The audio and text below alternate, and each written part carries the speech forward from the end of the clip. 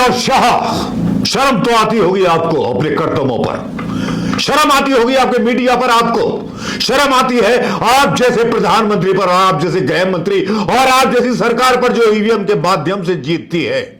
आज गुस्सा इसलिए फूटा है क्योंकि पहलगाम में 26 लोगों का सीना छलनी हुआ है, और वो सीना छलनी इसलिए हुआ है क्योंकि आपकी सरकार वहां सुरक्षा देने में नाकाम रही। आपका चुनावी एजेंडा यहां बिहार के लिए काम करता है, बिहार का चुनाव नहीं आता, लेकिन आपके बीजेपी का पोस्टर आ जाता है। धर्म पूछा गया, जाति नहीं पूछी गई। क्या किसी पत्रकार में, गोदी मीडिया के पत्रकार में हिम्मत थी?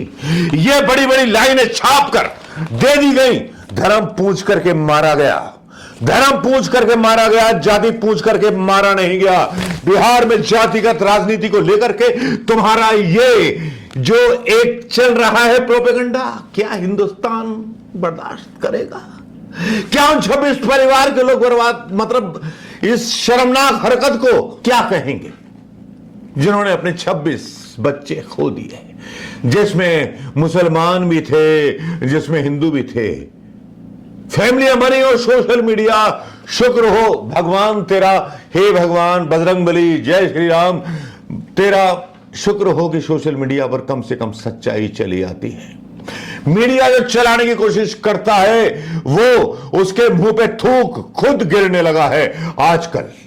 और थूक गिरने की वजह यह भी है क्योंकि जिस तरह के प्रोपेगेंडा पुलवामा से लेकर के, गोधरा से लेकर के अब तक फैलाए जाते रहे, मालेगांव की हिस्ट्री से लेकर के हर चीज आतंकवाद, और देश को झोंक दिया गया हिंदू मुस्लिम नफरत ही एकता में। लेकिन यहां पहलगाम में कुछ और हो रहा है जिसको हम आज बड़ी शान के साथ बताएंगे।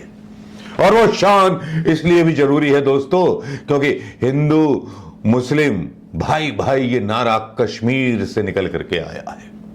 कश्मीर की वेदना को आप नहीं समझेंगे। खबर छापी जाती है छोटे अक्षरों में कि ये कश्मीरी आतंकवादी नहीं, विदेशी आतंकवादी थे। विदेशी आतंकवादी थे तो बॉर्डर में कैसे घुस आए? शाह साहब, आपका इंटेलिजेंस कैसे फेलियर हो गया बताइए ना। और फिर आपका पोस्टर कैसे जारी हो गया? ये बात तो पूछेंगे ना, सब कुछ पूछेंगे। बिहार वाले भी पूछेंगे, यूपी वाले भी पूछेंगे, ब्रजबारी भी पूछेंगे, हरियाणा के भी पूछेंगे, सब कोई पूछेगा। लेकिन आपके पास सिवाय वारंट के, सिवाय यूट्यूब चैनलों पर स्ट्राइक मारने के कोई काम नहीं रहेगा क्योंकि आपकी सरकार कमजोर और खोखली हो चुकी है। आपकी सरकार बैसाखी की वो सरकार है जो पैसे खिला करके चलती है, चाहे ईवीएम अधिकारी को या इलेक्शन कमीशन को खरीदना पड़े, सुप्रीम कोर्ट के आदमी को ब्लैकमेल करना पड़े, आपकी सरकार उस तरह से चलती है। लेकिन कश्मीर के लोगों ने बता दिया कि उनका जज्बा क्या था। और आपकी हेडलाइन जो 26 पर्यटक मारे गए, जिसमें अमेरिका के लोग भी थे, और देश शर्मनाक हालात में पहुंच गया। क्या बताएंगे वो लोग जो ब्लॉगर्स जाकर के ट्रैवल करते हैं विभिन्न देशों में? करवास नाम के व्यक्ति का फोन, मतलब काफी इंस्टाग्राम पर चल रहा है, जाते हैं हमें देश में क्या जाता है मैसेज।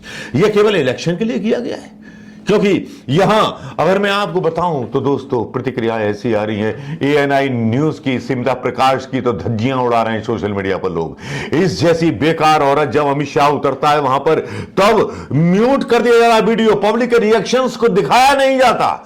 यह है अनडिक्लेयर्ड तानाशाही।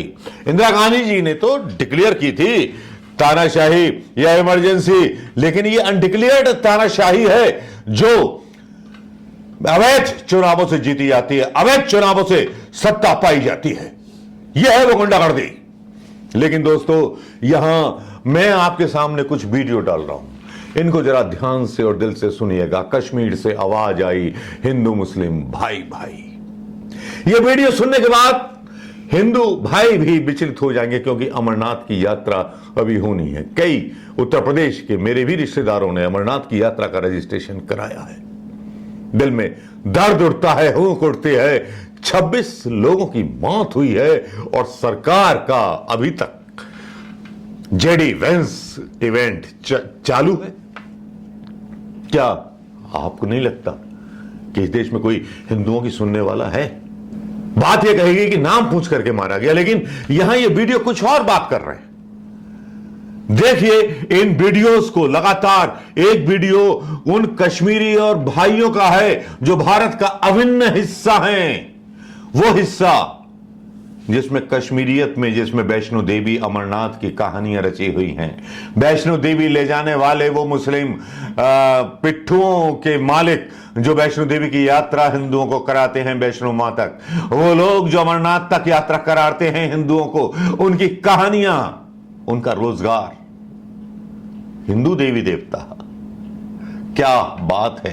कभी इन मुसलमानों ने कभी अपने पिट्ठुओं और कभी अपने संसाधनों के द्वारा मना नहीं किया हिंदू तीर्थ यात्रियों को उनके भगवान से मिलाने के लिए, लेकिन आज जो संसद में दावा करते थे उनके दावे फेल कर देती है।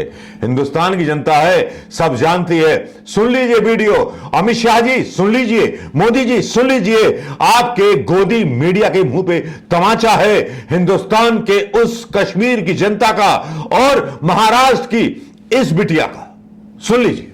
ये मैसेज भी जाना चाहिए कि जो लोग बोले कि उन्होंने पूछा पहले कि आप हिंदू हो क्या, अगर हिंदू हो तो उन्होंने मारा और मुस्लिम को नहीं जा रहा, ये इंडिया में मैसेज जा रहा है। ऐसा नहीं है, मैं सुबह से कश्मीर में घूम रही हूँ, मैं एक हिंदू हूँ, लेकिन मुस्लिम भाई हमारे कंधों से कंधे मिला के हमारे साथ खड़े हैं और उनको ना हिंदू से खतरा हो रहा है, ना हम लोगों को मुस्लिम से खतरा हो रहा है। ये सब उन लोगों को करना है और हमको भारतीय होने के नाते ये सब उनका जो इच्छा है कि यहाँ पे कश्मीर में लोग नहीं आना चाहिए, वो बताना चाहिए कि हर कश्मीरी, वो हिंदू हो या मुस्लिम हो, वो पर्यटकों के साथ है। हमारे ड्राइवर है, हमारे ड्राइवर यहाँ पे है, हमारे ड्राइवर यहाँ पे।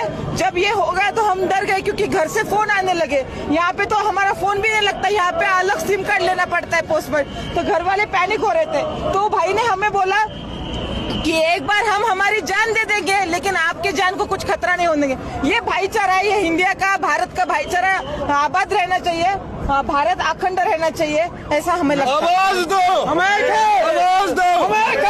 भाजी को कोई जात धर्म नहीं रहता और पर्यटकों को भी कोई जात धर्म नहीं रहता। ये हम लोगों को बाहर जाना था घूमने के लिए फॉरेन, लेकिन हमारा पासपोर्ट नहीं निकला करके हम भारत में आए। तो ऐसा है कि यहाँ पे मुझे ऐसा नहीं दिख रहा है धर्म में कुछ है, सब मानवता मानुषी के साथ है, मानवता के साथ है। तो यही भाईचारा टिकना चाहिए, ऐसा मुझे लगता है।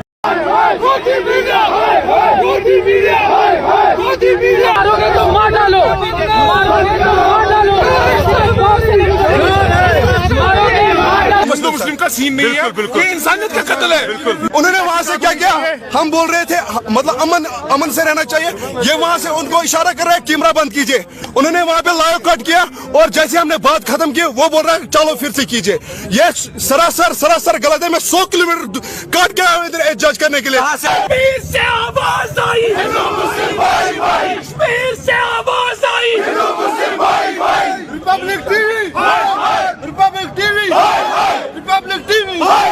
एक एक्सपेक्टेशन है, वो एक बड़ी चैनल है, हम उनको अप्रिसिएशंस दे रहे थे यहाँ से कि you are the only medium जिसके थ्रू हम पूरे इंडिया को बोल सकते हैं कि ये इज नॉट बिटवीन ये हम मुस्लिम।